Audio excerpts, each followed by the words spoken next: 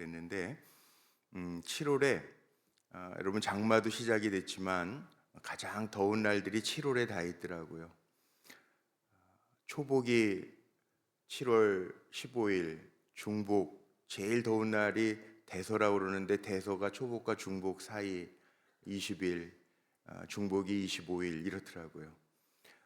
아침에 일어나시면서 오늘도 하나님이 한 날을 주셨는데 하나님 기뻐하시는 마음으로 또 하나님 기뻐 받으시는 로마서 12장 1절처럼 우리가 늘 이렇게 예배 드릴 때도 하나님 기뻐 받으시는 산 제물로 드려지고 그래야 되는데 덥다 보면 날씨가 덥고 날씨가 꾸물꾸물하면 옛 어르신들도 몸이 쑤시다고 그러고 오늘 비 올 것 같다고 그러고 이러시잖아요.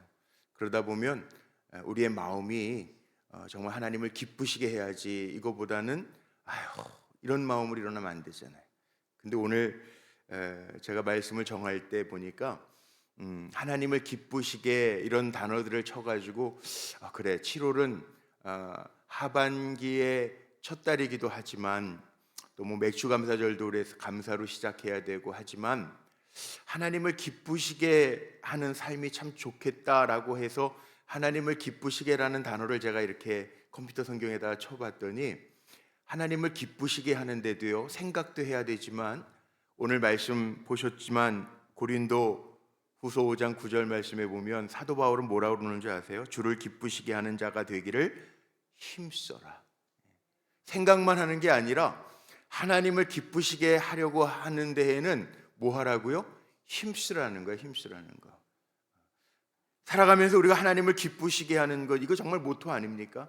그런데 행복하게 되고 싶은 사람은 먼저 남을 기쁘게 해주는 방법부터 배우라는 말이 있어요. 정말 행복하게 되고 싶은 사람은 남을 기쁘게 해주면서 거기에서 얻는 기쁨도 있다는 거죠. 행복도 느낀다는 거죠. 그런데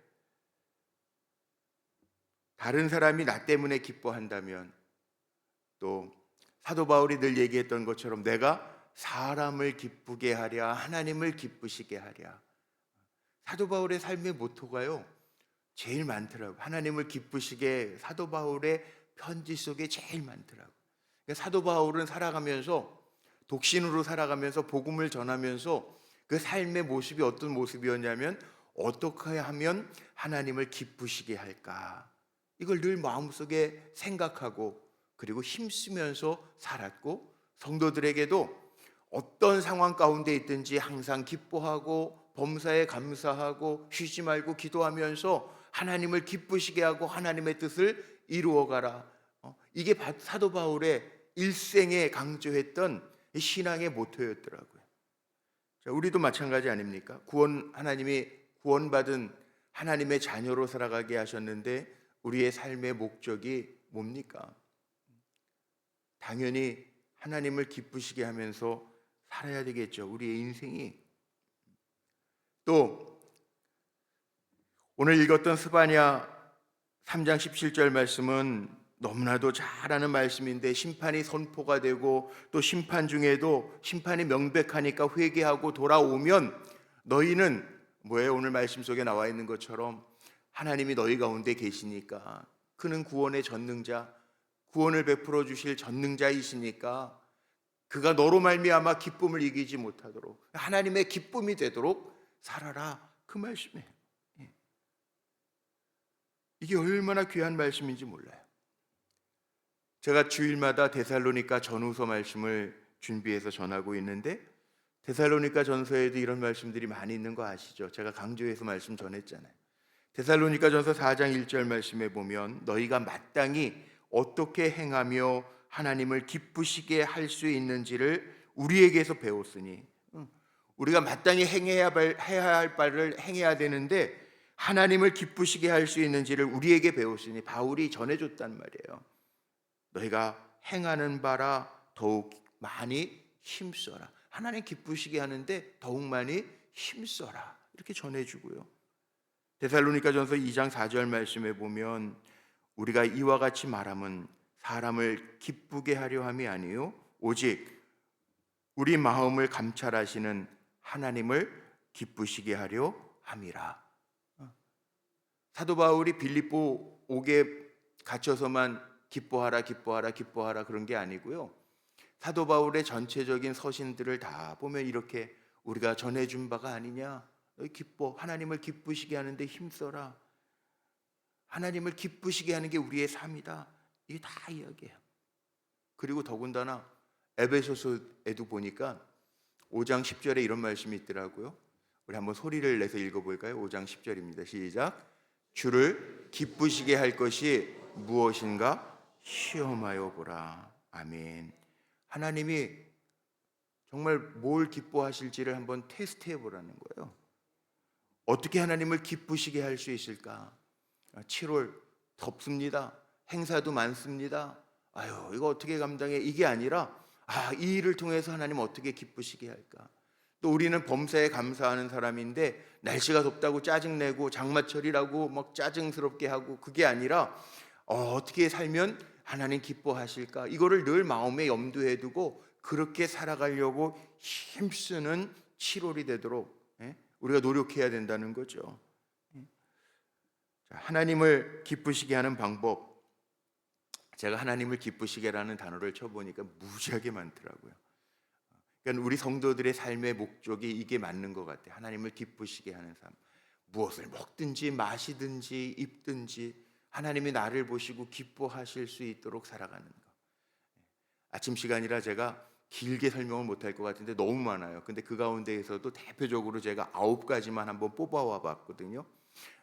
거기 보니까 가장 하나님 기뻐하시는 게 뭐냐 하면 우리가 잘 아는 말씀이죠. 하나님은 우리의 신실한 믿음을 기뻐하세요.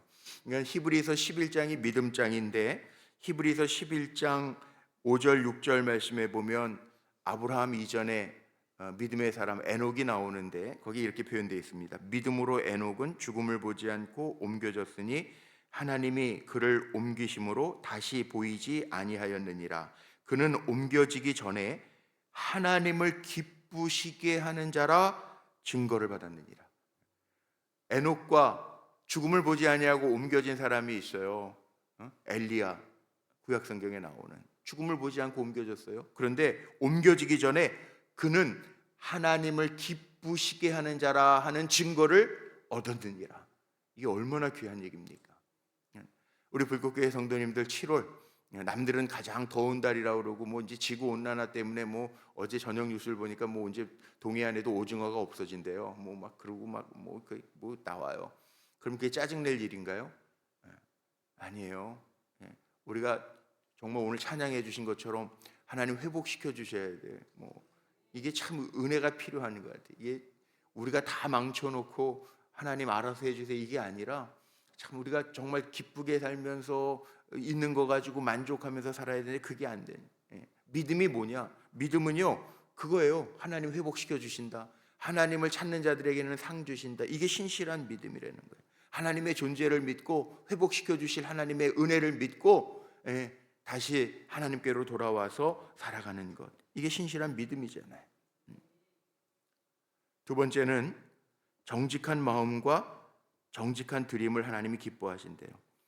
다윗의 고백 속에 나오는데 역대상 29장에 보니까 나의 하나님이여 내 마음을 감찰하시고 정직을 기뻐하시는 줄을 내가 아나이다. 이 다윗이 고백하는 하나님은 정직을 기뻐하세요. 그런데 제가 욥기를 읽으면서 한번 깨달은 적이 있어요. 뭘 깨달았냐 하면 욥기 늘 읽는 말씀인데 욥기 1장 1절하고 1장 8절하고 문장이 똑같아요. 근데 조금 다른 게 뭐냐면 욥기 1장 1절에는 우스라고 하는 땅에 욥이라는 사람이 있었는데 하나님이 보시기에 온전하고 정직하고 하나님을 경외하며 악에서 떠난 자더라 이렇게 시작을 하고 이게 1장 1절이고 욥기 1장 8절을 보면 하나님이 사단에게 이르시는데 내 종 욥을 유의하여 보았느냐 그는 온전하고 정직하고 하나님을 경외하며 악에서 떠난 자인데 내가 세상에서 이와 같은 자를 보지 못하였노라. 하나님이 보장하시는 게 있더라고. 이게 다르더라고. 근데 거기에 보면 4가지가 나오죠. 4가지. 온전, 정직 이거예요. 믿음은 온전해야 되고요. 하나님 앞에서 정직해야 돼요. 정직한 마음, 주께서 내 마음을 감찰하시고 정직을 기뻐하신대요. 그러니까 우리는 어떻게 살아야 되느냐? 남 속여먹는 사람, 물론 이 자리에는 없어요. 새벽을 깨울 정도 되는 사람은요, 하나님 앞에 정직할 뿐만 아니라 남한테도 정직한 사람들이에요. 새벽을 깨우는 사람들은 그래. 제가 보니까 그러더라고요. 그런데 우리 마음을 감찰하신 하나님, 정직을 기뻐하시는 것을 내가 다윗이 그 깨달은. 그래서 하나님이 내 마음에 너 딱 합한 사람이야. 내 마음을 알아. 그러니까 너는 내 마음에 합한 사람이야. 하나님 그렇게 말씀하시는 거죠. 7월 우리가 정직하게 힘쓰며 가시기를 축복합니다. 세 번째는 하나님은 우리의 찬송과 감사를 기뻐하신다는 거예요. 시편에 보면 여기에 시편에 시간이 없으니까 다 못 읽는데 69편에 보면 이런 말씀이 있어요. 황소를 드림보다 여호와를 더욱 기쁘시게 함이 될 것이라. 찬송과 내 노래로 하나님의 이름을 찬송하며, 하나님을 찬송하는 것이 황소를 드림보다 여호와를 더욱 기쁘시게 할 거라. 우리의 입술로요, 하나님이 하셨습니다, 하나님의 은혜입니다, 이렇게 고백하면서 사는 게, 우리가 뭔가 큰 황소를 드림보다, 황소는 이게 대표적인 제물이거든요. 아무리 큰 물질을 드리는 것보다 하나님의 기뻐하심이 된다는 거예요. 그러니까 여러분 입술로도요, 죄 짓지 말고 하나님이 하셨습니다, 하나님 나의 도움자이십니다, 하나님 나의 인도자이십니다, 하나님의 은혜입니다, 이렇게 찬송하며 사시기를 주의 이름으로 축복합니다. 네 번째는 에스겔서 33장에 보면 이런 말씀이 있어요. 악인이 그의 길에서 돌이켜 떠나는 것을 기뻐하신대요. 그러니까 제가 아까 욥기 얘기했는데 욥기에 보면 다 지금 겹치죠. 악에서 떠난 자더라. 이 하나님의 기쁨이 되는 거예요. 악한 거 물론 우리가 악을 가지고 살아가진 않겠지만 악인하고도 동행하지 말라는 거예요. 악에서는 떠나라는 거예요. 악에서 떠난 자. 욥도 악에서 떠난 자였기 때문에 하나님이 기뻐 받으시고 사탄에게도 보장하시는 사람이 된 거죠. 하나님은 악에서 돌이키는 것을 기뻐하신대요. 물론 악한 분은 여기 아무도 안 계시겠지만 행여라도 악한 일은 도모하지도 말고 악은 그 모양이라도 버리고 하나님의 기쁨이 되는 우리 불꽃교회, 하나님이 자랑하시는 종들이 되시기를 주의 이름으로 축복합니다.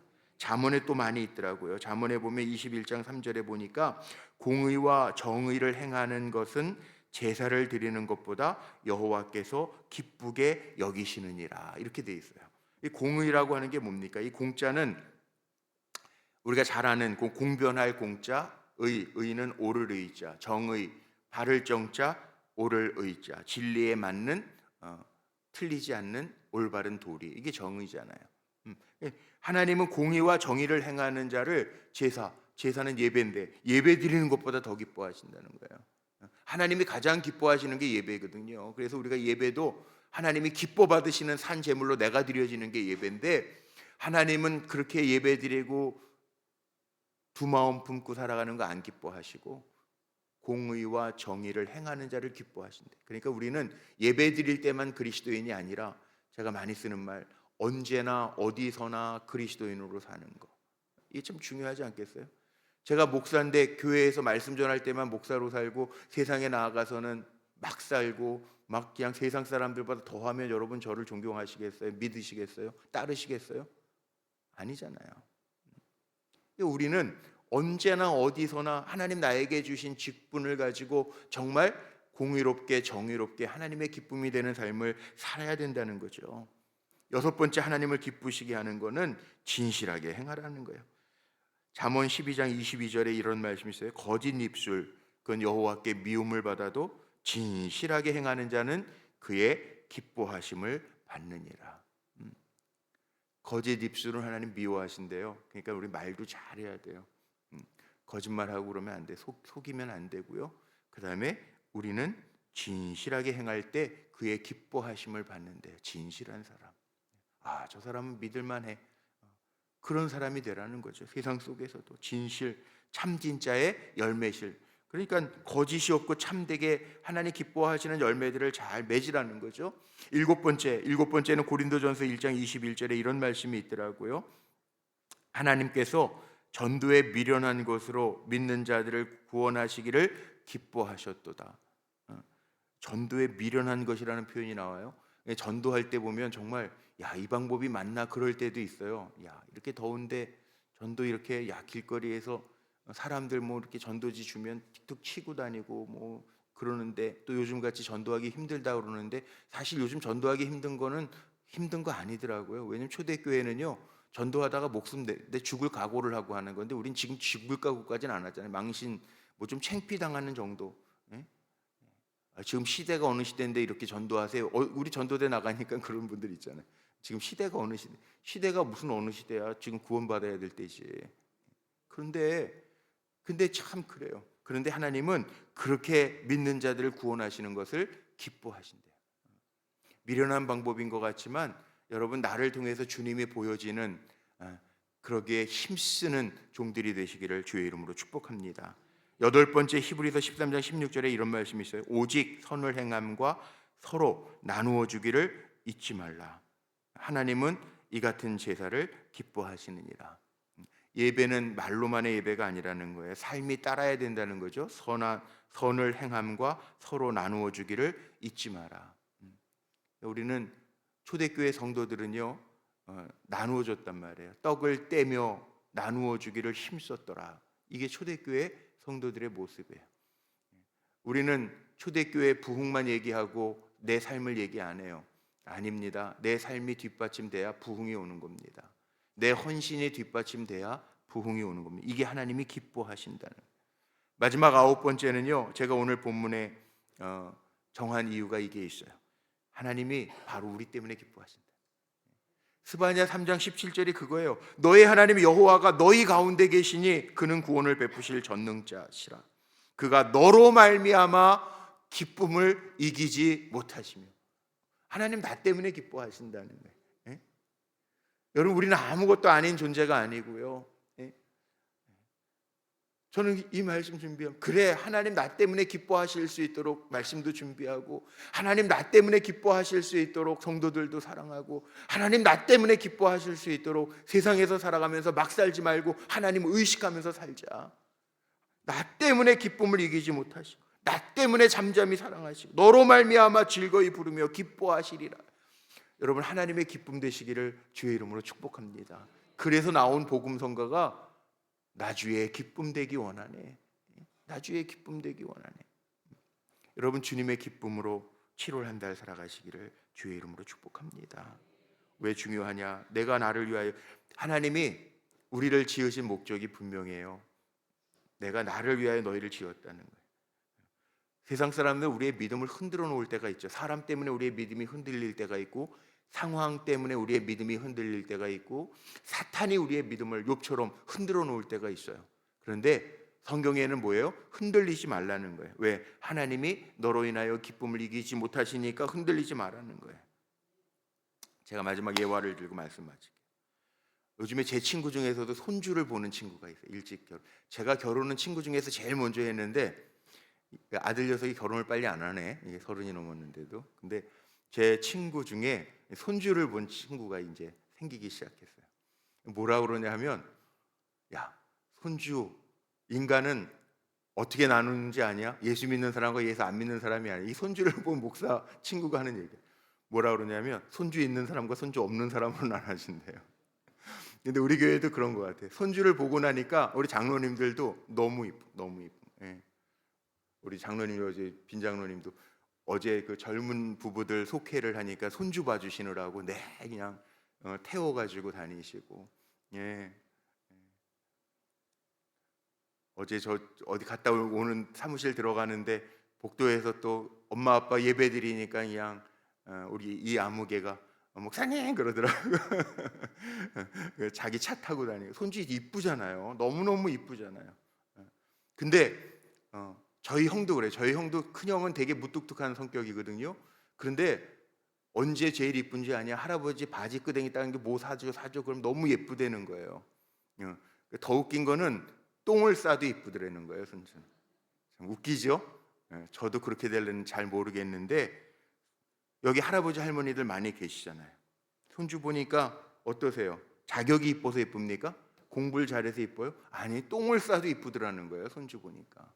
저는 이게 마지막인 것 같아요. 제가 오늘 이 이야기를 마치려고 하는 게, 하나님은 우리를 너무 사랑해서 내가 너로 인하여 기쁨을 이기지 못한다. 그러나 여러분 세상에서 사고 치라는 얘기 아니에요. 손주들 다 예쁘니까. 아니에요. 우린 구원받고 하나님의 자녀로 살고 적어도 하루를 시작하면서 또 이렇게 한 달을 시작하면서 우리가 하나님 앞에 기도하면서 나아가는데 하나님을 기쁘시게 하려고 하나님을 기쁘시게 하다 실수하면 하나님이 더 이뻐하시는 거죠. 똥 싸면서 뭐 세상에서 사고 치면서 살라 이 얘기는 아니에요. 오해하지 마세요. 손주는 그래도 이뻐 뭐 그러지만 그런데 저하고 여러분은 7월 한 달 살면서 어떻게 하면 하나님 기쁘시게 할까? 에베소서 5장 10절에 있는 것처럼 어떻게 하면 하나님을 기쁘시게 하는지를 시험하여 보라. 사도 바울이 이 정도로 얘기하는데 저하고 여러분은 그 마음 가지고 내가 7월 한 달을 어떻게 하면 하나님을 기쁘시게 할까? 이 마음을 가지고 살아갈 때 하나님의 기쁨이 된다는 거예요. 여러분 하나님의 기쁨이 되기 위하여 힘쓰며 살아가는 저와 여러분 모두가 되시기를 주의 이름으로 축복합니다. 하나님의 뜻을 따라 살아가고 하나님의 마음에 드는 삶을 살아가려고 힘쓸 때 하나님이 7월 한 달도 여러분을 조연이 아닌 주인공으로 만들어 주실 줄로 믿습니다. 이제 성만찬을 받을 텐데요.